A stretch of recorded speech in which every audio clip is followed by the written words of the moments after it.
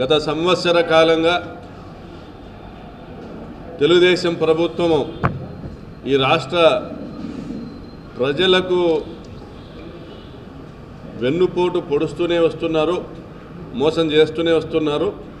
ఎన్నికలకు ముందు ఇచ్చినటువంటి హామీలన్నీ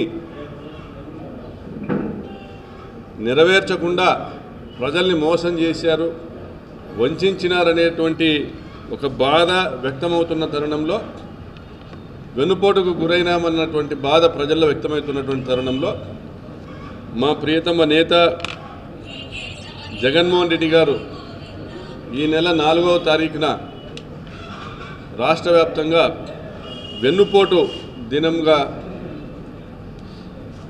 రాష్ట్ర వ్యాప్తంగా వైఎస్ఆర్ కాంగ్రెస్ పార్టీ నేతృత్వంలో నిరసన కార్యక్రమాలకు పిలుపునివ్వడం జరిగింది. అదేవిధంగా రాప్తాడు నియోజకవర్గంలో కూడా ఆ రోజు ప్రజలనందరినీ కూడా సమీకరించి బాధితులందరూ కూడా ఈ సంవత్సర కాలంలో జగనన్న ఇచ్చిన పథకాలను అవి కూడా పోగొట్టుకున్న బాధితులందరినీ కూడా ఉద్దేశించి మాట్లాడడం జరుగుతుంది. రాప్తాడులో నాకు తెలిసినంత వరకు రాప్తాడు నియోజకవర్గంలో అమ్మఒడి తీసుకున్నవారు కానీ, ఆసరా ద్వారా లబ్ధి పొందినవారు కానీ, రైతు భరోసా ద్వారా లబ్ధి పొందినవారు కానీ, చేయూత ద్వారా లబ్ధి పొందినవారు కానీ, నేతన్న నేస్తం ద్వారా లబ్ధి పొందినవారు కానీ వేల సంఖ్యలో ఉన్నారు. ఈరోజు వారికి దిక్కు లేదు, దారి లేదు, తెన్ను లేదు. జగనన్న ఉన్నప్పుడు నెల నెలా డబ్బులు వచ్చేటివి, కుటుంబ అవసరాలు గడిచేటివి, మాకు వ్యవసాయము భారమయ్యేది కాదు, నేతన్నలకు కూడా ఊతమిచ్చినాడు, మహిళలకు సాధికారత అనేది చూపించినాడు. మరి విద్యార్థులకు చదువులు దాదాపుగా ఉచితంగా వారు నేర్చుకునేటువంటి పరిస్థితి కల్పించినాడు. అటువంటి జగనన్నను మా చేజేతులారా మేము పోగొట్టుకున్నాం. అందుకు ఈరోజు బాధపడుతూ ఉన్నాం. ఈ వెన్నుపోటు నాయకుడు, వెన్నుపోటుకు బ్రాండ్ అంబాసిడర్ అయినటువంటి చంద్రబాబు నాయుడు గారి నేతృత్వంలో రాష్ట్ర వ్యాప్తంగా ఇబ్బంది పడుతూ ఉన్నాం. ఇటువంటి బాధే కాకుండా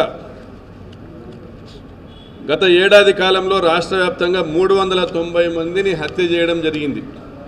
390 మందిని వైఎస్ఆర్సీపీ నాయకులను, కార్యకర్తలను హత్య చేయడం జరిగింది తెలుగుదేశం పార్టీ గూండాలు.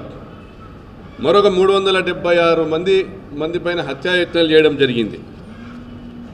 అంటే ఇంత అరాచకమా, ఇది బీహార్ని తలదన్నేటువంటి పరిపాలన కనిపిస్తూ ఉందని ఢిల్లీలో కూడా గలమిప్పడం జరిగింది.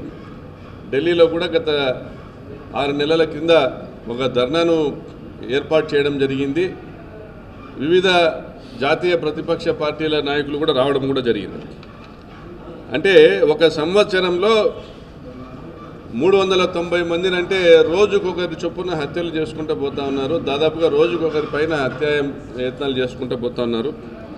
2466 అక్రమ కేసులు వైఎస్ఆర్సీపీ కార్యకర్తలపైన బనాయించడం జరిగింది. అదేవిధంగా 500 మందిని జైల్లో పెట్టారు. 440 మంది సోషల్ మీడియా కార్యకర్తలపై అక్రమ కేసులు పెట్టారు. వారిలో 79 మందిని జైలుకు పంపించారు. మరి మొన్న జరిగిన దగానాడులో ఒక వికట హాసాలతో, వికృత చేష్టలతో లోకేష్ బాబు చెప్తా ఉండేది ఇవే, ఏం రెడ్ బుక్ అంటే భయమా అనేసి. అదేదో పెద్ద మగతనం అనుకుంటున్నాడు, పాలెగాడు అనుకుంటున్నాడు. మా జగనన్న మనసున్న మహారాజు కాబట్టి మా ఇట్లా వాళ్ళ చేతులు కూడా కట్టేసినాడు. ఆ రోజు ఐపీఎస్లకు క్లియర్ ఇన్స్ట్రక్షన్స్ ఇచ్చి, చట్టము ఎవరికి చుట్టం కాదు, law and order to be maintained impartially. You can please go ahead with taking action on any of our MLAs if they cross the barriers. ఇది జగన్మోహన్ రెడ్డి గారు ఇచ్చినటువంటి సందేశం. ఆయన అడుగుజాడల్లో మేము కూడా ఎన్నికల వరకే పార్టీలు, ఎన్నికల తర్వాత ప్రజలే, ఓటమి బాధలోనో ఫ్రస్ట్రేషన్లోనో టీడీపీ వాళ్ళు అతిగా ప్రవర్తించినా ఓర్చుకోండి, వీలైతే వాళ్ళతో కలుపుకొని పోండి అని వాయిస్ మెసేజ్ ఇచ్చినాం. ఇది మా నైజం, మా విధానం. మరి మీరు సంవత్సర కాలంలో సిగ్గు లేకుండా ప్రజల్ని మోసం చేసినాం అనేటువంటి కనీసం గిల్టీ కాన్షియస్నెస్ లేకుండా బాటంగా మీరు రెడ్ బుక్ గురించి మాట్లాడుతూ ఉన్నారు. మీరు సాధించింది ఏంది? నిజంగా మీ నాయకులు మాలాగా గడప గడపకు తిరగలుగుతారా? మీ ఎమ్మెల్యేలు ఇంటింటికి పోయి మీకు ఇది ఇచ్చినామని చెప్పుకునేటువంటి దమ్ముందా? మీకు ఒక కాగితం పట్టుకొని పోయి ఈ సంవత్సరంలో మీకు ఇది ఇచ్చినామని చెప్పుకునేటువంటి పరిస్థితి ఉందా? మీకు సిగ్గు ఉండద్దా? కనీసం ఓట్లేసిన దానికి విశ్వాసం చూపించాలనేటువంటి ఇంగిత జ్ఞానం ఉండద్దా? ప్రజల్ని మోసం చేసినారు మీరు. మీ నిమ్మల రామానాయుడు నీకు 15,000 నీకు 15,000 నీకు 15,000 అని అబద్ధాలకు బ్రాండ్ అంబాసిడర్గా చంద్రబాబు నాయుడు సరసన ఆయన కూర్చున్నాడు. మరి అదే రాష్ట్ర వ్యాప్తంగా కూడా మీరు బాండ్లు ఇచ్చినారు, ఇంటింటికి బాండ్లు ఇచ్చినారు. మీకు ఇన్ని లక్షలు వస్తుందని వంచినారు ప్రజల్ని, అమాయకపు ప్రజల్ని వంచినారు. ఇవన్నీ చేసి ఒకవైపు మళ్ళీ ఈ దుర్మార్గాలు చేస్తూ మీరు చేసిన ఫైబర్ నెట్ నేరాలు కానీ, మీరు చేసిన లిక్కర్ మాఫియా కానీ, మీరు చేసిన స్కిల్ డెవలప్మెంట్ స్కామ్ కానీ, మీరు చేసిన Amaravati inner ring road scam కానీ, IT assign land scam, sand money scam, ఇవన్నీ కూడా వీటన్నిటి మీద కూడా చర్యలు తీసుకోవాలన్నటువంటి విషయం ప్రజలు మర్చిపోవాలా, సంబంధిత ఇన్వెస్టిగేషన్ ఏజెన్సీస్ మర్చిపోవాలనేసి మా మీద ఈరోజు మా ప్రభుత్వం మీద మీరు దుమ్మెత్తు పోసేటువంటి కార్యక్రమం, తప్పుడు ప్రచారం చేసేటువంటి కార్యక్రమాన్ని కూడా మీరు చేపడతా ఉన్నారు. మరి ఏం చేసినారు? ఇన్ని రోజుల్లో అవినీతి రహిత రాష్ట్రాన్ని మనం చూసినాం. జగన్మోహన్ రెడ్డి గారి హయాంలో ట్రాన్స్పరెంట్గా ప్రతి ఒక్కరు జేబుకు డబ్బులు పోయినాయి. లబ్ధిదారుల జేబులకు, పెద్దోళ్ళ జేబులకు పోలే, పెద్దోళ్ళ జేబులకు ఏమీ పోలే. కాబట్టి మేము ఓడిపోయినాం. పేదల జేబుల్లోకి పోయినాయి.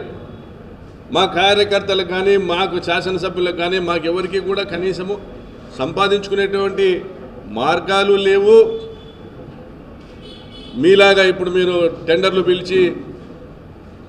పిలిచి అమరావతిలో 35,000 కోట్ల బ్యాలెన్స్ వర్క్స్ ఉంటే దాన్ని 70,000 కోట్లకు డబుల్ రేట్లతో పిలిచినారు. అట్లాంటి దుర్మార్గాలు లేవు.